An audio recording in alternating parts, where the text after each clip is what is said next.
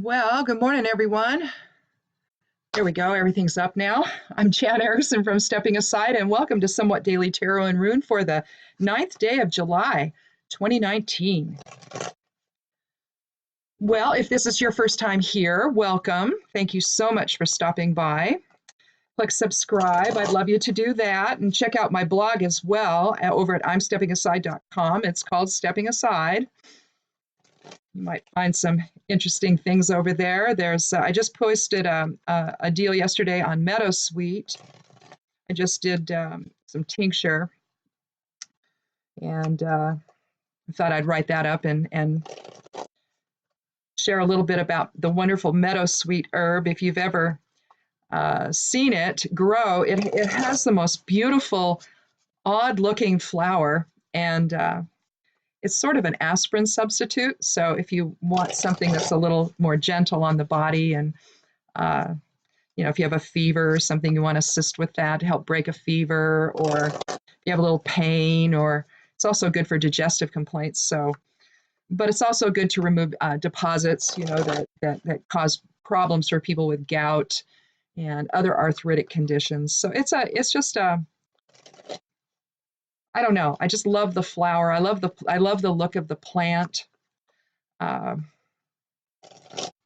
gets really big, and I like that. It's just a really big plant. In fact, it's almost as tall as I am, and I'm 5'6". So when it spikes up the flowers, it's just very cool. Anyhow, that's on the blog, and then also, I think the lunar transits for Libra are also up, and then I think I have to do one today or tomorrow. Maybe it's today. I have to write one up for Scorpio. So that'll be up as well. If you want to go over there to Stepping Aside and check that out and see everything that's there. Well, yesterday, if you were here yesterday, thank you so much for coming back today. And if you've been coming back for a while, thank you so much for doing that. I really appreciate this as we grow our tarot and rune family together here. I've been keeping track, as you know, of the sort of the trend of the cards. I'm even thinking about maybe at the end of the week on Fridays, just posting what the week's cards were and the week's divination information were, what the cards and the runes were. But I haven't done that yet. But maybe I'll start that this week, just so that we can kind of keep track of how things have been going. But it seems like what we're doing is moving away from the idea of separation and division and into more of an awareness of unity consciousness. The whole notion of seeing the other side of self versus the other, which is actually more in line with who we are as spirit. And also learning that's who we are, in fact, that we are spirit inhabiting these bodies. And so, do we want that to drive the experience, or do we want the ego to drive the experience? And, I get it, sometimes the ego is a little more fun, but, it doesn't really necessarily get us anywhere either.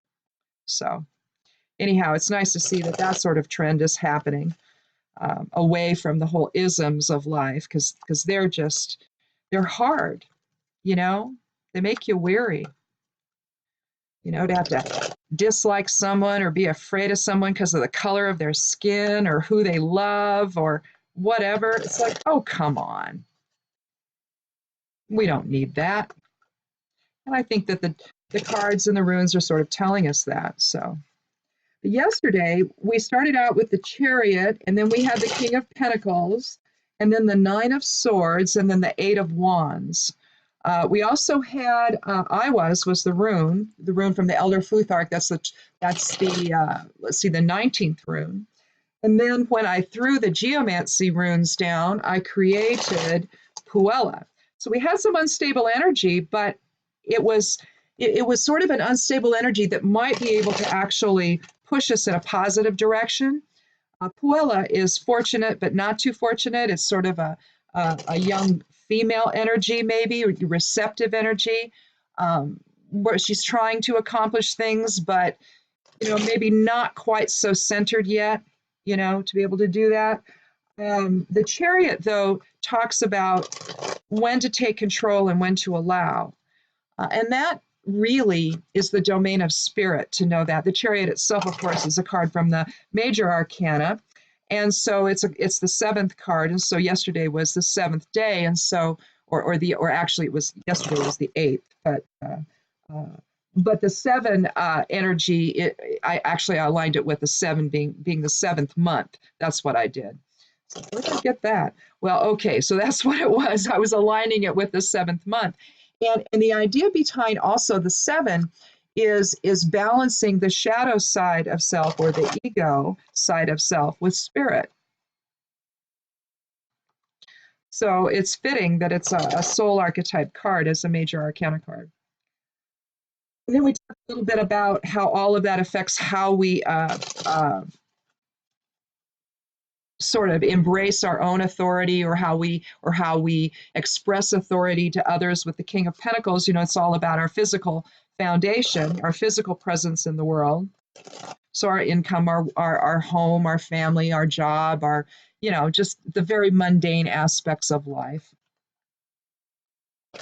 And then we had the long, dark night of the soul moment with the Nine of Swords, where, thoughts are just way too, they're becoming nightmarish. We can't let them go. And so they're not only binding us up, as we saw with the Eight of Swords, but they're also preventing us from being able to get any sleep either. There's just too much coming in on us. And it seemed very organized, very pattern-like. But then Iwas came in and reminded us that, of the whole as above, so below nature of our existence. And again, is spirit, let spirit flow into the mundane.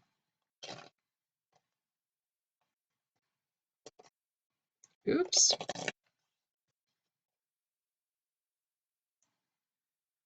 Oh, I had a card bend on the corner. That's not good. This is a new deck too, because I've misplaced a couple cards of my original Rider-Waite deck. Then I found them. They had fallen down here on the side of my desk. And I was cleaning some stuff out, and I saw a card. Turns out it was not just one card that I was missing. I was missing two. I thought I was just missing the High Priestess, but I was also missing the Five of Cups. So I have them here as a reminder to be more careful with my cards and not throw them about. Anyhow, let's get started and take our first card for the day. 2, 3, 4, 5, 6, 7, 8, 10, 11, 12, 13. And because I like this to be random, I take the 13th card each time. So yesterday, beginning with the Chariot, today we're going to begin with the Ten of Pentacles. So again, we had the King of Pentacles yesterday, and that was the only. So yesterday we had, we had earth, fire, and air represented. You could also say air is represented with the Chariot as well. Although it could be water as well, because you're talking movement as well with that. But here you have transition of legacy. You see an older man sitting with he's got his dogs in front of him. You see the tree of life there, represented with the pentacles, the shape of the tree of life. You can see an archway there. Archways tend to, and you see things beyond that, they tend to suggest a doorway into new experiences. Or in this case, I'm looking more in terms of transition. You see the older couple, likely maybe it's his son or his daughter, although the woman could be his wife, but her hair is not white enough. So I would think that it's likely that they've come to visit dad, and maybe there's just a transition of legacy here. 10 is about new beginnings. the one energy ultimately. So maybe we're talking about, the transition into something new, with respect to our legacy or our home, or, what but it has the feeling of what we leave behind, particularly when you see the pattern of the pentacles on the front of the card, in terms of the tree of life. It's sort of expressing, that whole process, isn't it? If you're familiar with the Kabbalah. I'm only somewhat familiar with it. But, traditional tarot is Kabbalah based, essentially. It's Hermetic. So, I don't know. You got to learn a little bit of it if you're going to do tarot. Because I think that to understand some of that, it's really, it's really more about energetic flow, at least from my own perspective. I realize, others may disagree with that, that are actually involved in all of that adopt that as their belief structure. But I just see it as energetic flow. And when you look at the tree of life, that's really what you're looking at. You're looking at the beginnings of who we are, the decision to come into form, and then all of the alchemical things that go on, in that process. And then I think it was in Donald Craig's Modern Magic book. I'm not sure, but it could have been out of another Kabbalistic oriented or ceremonial magic, Hermetic oriented book that I have. But I found the Tree of Life, and then I found the where they have inserted all of the major arcana cards on the Tree of Life. It shows where, each one lies in terms of the energetic structure of life. And I just thought it was, so amazing, because you've got, see, one of the little orbs would be like mercy and all of this. It's all about how we express spirit, really, in our lives. So I think that the Ten of Pentacles is just a really, when you start to think about it from that standpoint, it's just a really rich card. It has a lot of rich experience here. And I'm not talking about, money. I'm talking about, the profound experience of seeing something through to its end and to its conclusion, so there's a feeling of that here as well. But let's see what it has to do with, alone, it's like, okay, maybe we've got issues of legacy here, or transition, having to do with finances, maybe, an inheritance, maybe, new beginnings with respect to all of that. But let's do another card.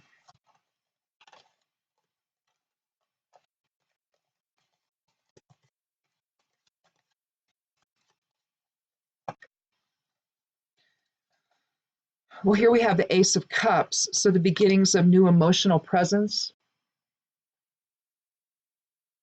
beginnings of fulfillment, maybe.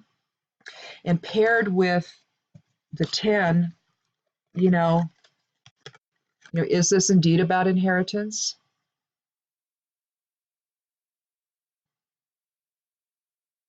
Expression of love, of joy. You see the cup runneth over. You see the dove of peace above. Almost like it's dropping that, a talisman of balance. You see the cross there in the center of it. Almost like it's dropping that into the balance of both the vertical and horizontal plane. We talked about this before last week when the High Priestess card came up. On her breast, on the breast part of her the upper part of her gown, there's a cross. And we can look at that in terms of religious terms, but in truth, what I believe that it is the alignment of both the vertical and horizontal plane with us in the middle.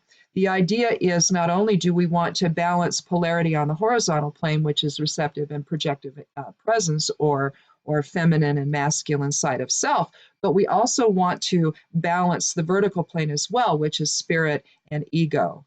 And so then ideally that's all to be remaining in balance. And that's basically what's happening here, is the dove of peace, is dropping that talisman into the chalice, and the water spills forth. Love and joy and harmony and fulfillment and contentment. It's an offering. You see the hand that reaches out from the clouds. It's a familiar theme in tarot, along with pillars and there's just these familiar themes. The lobster coming out of rebirth. You see movement, familiar themes in tarot. But here you're talking abundance and fertility, free flowing genesis of something new. Of reward and riches. So when you pair that then with the 10 of Pentacles, you can see how this is really a joyful experience here, even though it may be a transition. Perhaps someone has passed, a parent or a grandparent, and maybe you've received an inheritance. Or if it's not that, we can talk about what other kinds of legacy and wealth, right? Wealth isn't just about money. Wealth can be all kinds of things. Wealth can be the expression of your time, the offer of your own emotional commitment to someone, the offer of emotional presence to someone in someone's lives. Maybe what the 10 is saying is that there's a return to the family. Maybe the family has been, estranged or something, and now all of a sudden, maybe we've seen that really that's not the way to go, and that the family needs to reunite, and then it gives us the opportunity to express love to each other, and joy and abundance. It can mean the beginnings of our emotional identity. The Ace of Cups can. Perhaps we're going to explore something new in that regard, where maybe we're willing to extend more compassion. Maybe there was a rift or something, and now, maybe the healing has taken place. The Ace of Cups can represent healing. Maybe, in fact, the Ace of Cups needs to come first and the 10 second, at least at this point. So let's do that for just a moment here and move the Ace of Cups first. So if we do that, then we have, both cards, the 10 and the Ace, are both one energies, okay? Just understand that as well, that these are, I need to move this, there we go. That they're both one energies of new beginnings. And so if we have a reunion, if we're looking at a sense of completion and new beginnings with the 10, maybe we have a reunion with family and or with friends or something, but this looks more like family. And so maybe in fact we've had a change of heart. Okay, with cups, it's the water element, so we're talking our heart, we're talking emotions. Maybe we've had a change of heart and we've realized that our legacy together is more important than the division that we've been experiencing. And so we start out with the Ace of Cups and then we move to the 10 of Pentacles. I think that feels better. Don't you think so? Let's do a third card.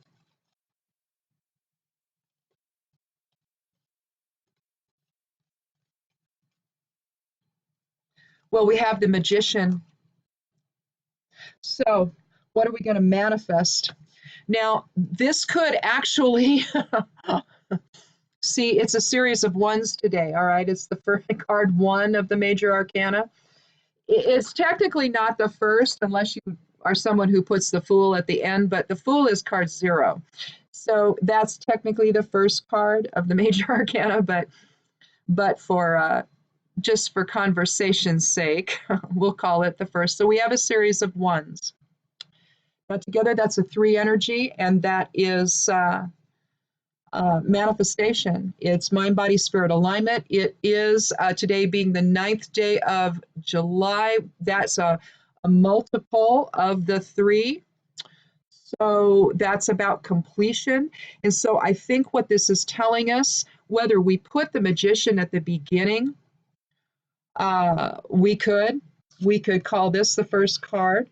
We could then move to the Ace of Cups. Here with the Magician, though, I'll show you again. See his four, we see the tools on the table. We see the wand in front, which represents the fire element or our will. We see the tall chalice there representing the water element or our emotions. We see the pentacle over there, the gold pentacle, which represents the physical form or earth element. Money, the mundane, money, income, wealth, finances, home, family, inheritance, all of that. And then the sword there for the air element, or in our intellect. He's representing as above, so below, isn't he? He's got his scroll in the of truth, the Torah, likely, pointing to spirit. And his left hand, that's in his right hand for strength, in his left hand, receptivity pointed to earth, the receptive presence. You see the lemniscate above his head, signaling the cycle, the never-ending cycle of creation. You see the roses all around him, down below and above, in the garlands above. So he's just surrounded in fertility, isn't he? And he's got everything he needs to manifest his world and his experience. And in this case, he's chosen to manifest love. A return to that, perhaps. A return to harmony, a return to peace. This is really, really interesting. Given that this is a Tuesday, so it's Mars energy, and so we're looking at catalytic energy anyway. So together we have 3, and we're manifesting. The Magician is about alchemical balance and alchemical manifestation.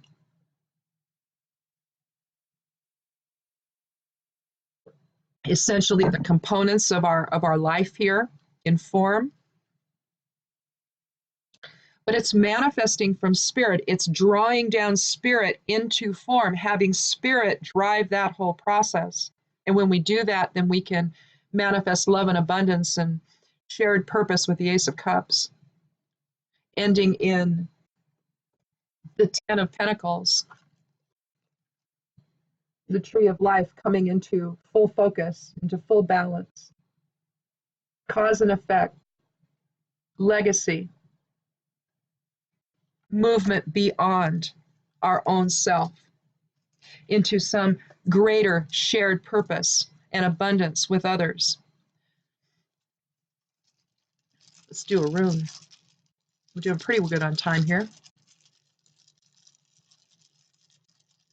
This is really interesting, though. I've not had I don't think I've ever done a reading like this where I've had 3 ones, but that's what I've got. Wouldn't it be cool if I drew Fehu, which is the first rune of the Elder Futhark? Sending rune. Well, instead I drew Ewaz.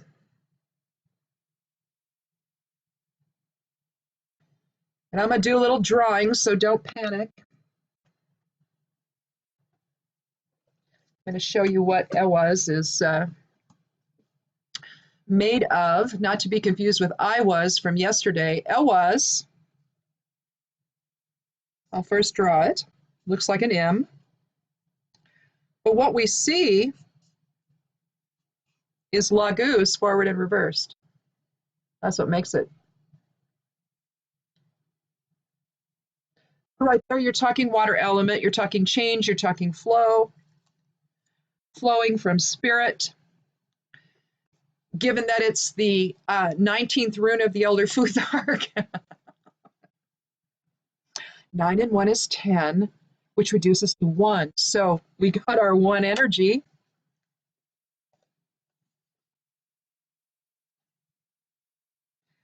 Well, you know, so we're talking about abrupt change. We're talking about partnership and marriage and legacy and movement over obstacles. So with the Magician, you know, we can probably pair Ewaz with the Magician, and we can move easily over obstacles with the Ace of Cups. It's also thought to be the Merkaba, representing the Merkaba or the Merkaba, however you wish to pronounce it. But the Merkaba is the soul vehicle. In a sense, in fact, you can use it in meditation where you can visualize, yourself, your fetch, if you will, moving into a Merkaba, into a Star of David. Um, Basically, it's this, and you're moving into the center of this. And you can see it spin around you. You can see it in different colors. You can do whatever you want to with it, but then you can use it as your soul vehicle for astral travel. But that's what you would imagine yourself going into, and then using it as your vehicle. I have a bunch of platonic solids sitting back there. But basically, in addition, if you wanted to, in fact, you can use Ewas for astral travel as the focus. I did I wonder where it is. Maybe it's here. No. Well, I'll show it to you some other time. But I did a bind rune as like a talisman for that sort of thing, for astral travel. I'm not sure what I did with it. It's here somewhere on my desk. I'm not sure where. Is it up there? No. Okay, well, I will get it and I will show it to you. But you can use it as a focus to actually move inward into that whole experience, the whole trance experience. And so lots of things you can use it for. But the idea behind Ewas, and we're going to go ahead and do a geomancy rune here to round things out. We do Pur, I think that's the very first one. So another one. But here we now have then, as one, now we have a 4 energy, if you take the Ewas into consideration. We have a 4 energy, that's our structure. So our foundation needs to be one of love and extending empathy and compassion and all of that to other people, to come together with shared purpose. Yeah. You can see how numerologies, you can just sort of tie all of this together. Well, where did that one go now? Okay, I need to turn my light on here so I can see. Because I dropped one of them, of course. There it is. So I will bring it back up and have it be exactly what it was. So with geomancy now, we're going to arrange these 4 runes in order of fire, air, water, and earth. So we have 2 dots for fire. Just that's for water. Where's air? There's air. 1 dot for air, 2 for water, and 2 for earth. Yes. So that one is that Albus? No. It's not Amicia. Ooh, that's Rubeus. Okay, so Rubeus. Let me find Rubeus here.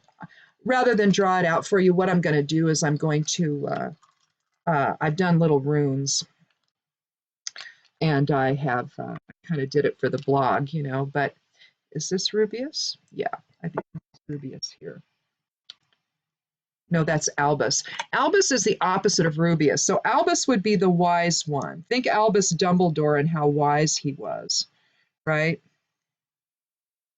I love how she used geomancy names for some of her characters. It's just kind of cool.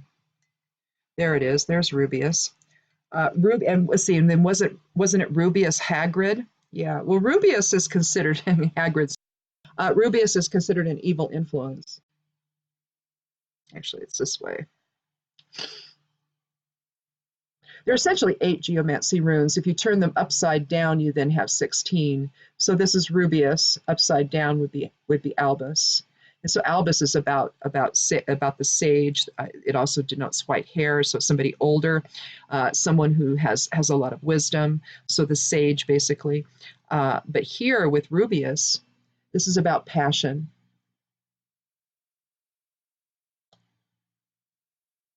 And how passion can get the better of us. If it's ill-dignified, then it can be controlling and out of control, basically. Um, but I think that what it's telling us today, rather than looking at it in terms of a judgmental fashion, I think we need to look at it in terms of energy. Given that it's a Tuesday, and so that's Mars energy, it's aligning with that. And so we need to take that impetus that we feel, that Nathes within, if you will, that will inside, to manifest something better, to manifest something that is more devoted to shared purpose, to understanding, to peace, to love, to forgiveness, uh, whatever it is that we've done or we've thought or what have you that has contributed to maybe staying apart from other people, instead of being able to come together in shared purpose or unified consciousness with them. Uh, it looks like that's changing, and we can use the impetus of Rubeus, that fiery energy behind it, and manifest something more positive in terms of the idea of, instead of service to self, make it service to others focus. Don't think that you're not going to be cared for in the process, because you will. It's when we only think about ourselves that we cut off that connection, that energetic connection with others that we need for our own spiritual sustenance and our very survival here in form, at least in a way that makes sense. So here, use that passion of Rubeus to come together with others and to understand that its dynamic and fiery influence can go either way. But let this make but if spirit drives the process, okay? I mean, that's basically what we're talking about here. We're talking Albus and Rubeus, and one's going to have spirit drive the process and one's going to have ego drive the process. And this one is ego driving it. This one is spirit driving it. You can almost see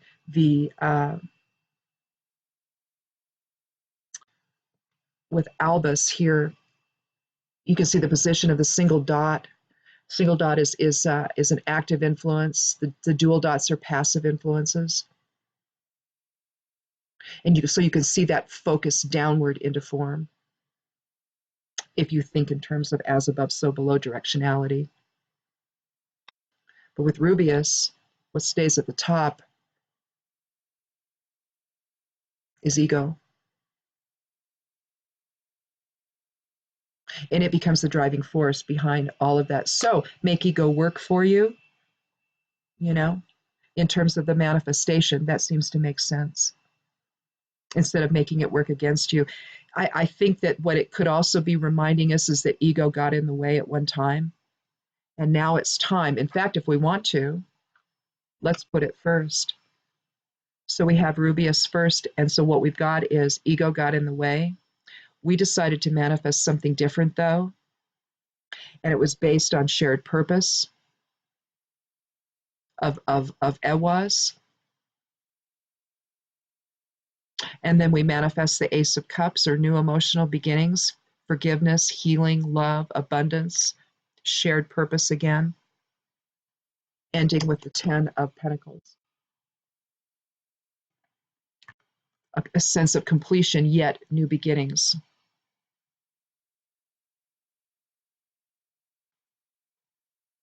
Well, that's cool. That's really cool. Again, ones, I mean, uh, Rubeus is not a one energy, obviously. But it took the one energies to make the change, didn't it? That's interesting. A change that affects our whole life, our fundamental foundation of our life. Interesting. Well, cool. Well, listen, I think that should probably do it. We won't press our luck anymore and draw a fourth card. Nice. So, a day of new beginnings, one that brings us back together with others. All we have to do is choose to manifest it and let go of ego and let spirit inform and drive the vehicle, drive the car. We can just sit back and observe the ride. Just enjoy the ride. Have a little more allowing in our life and a little less control. The message of the chariot yesterday. So, anyhow, be good to yourself. We'll see you tomorrow. Be good to one another's. Blessed be.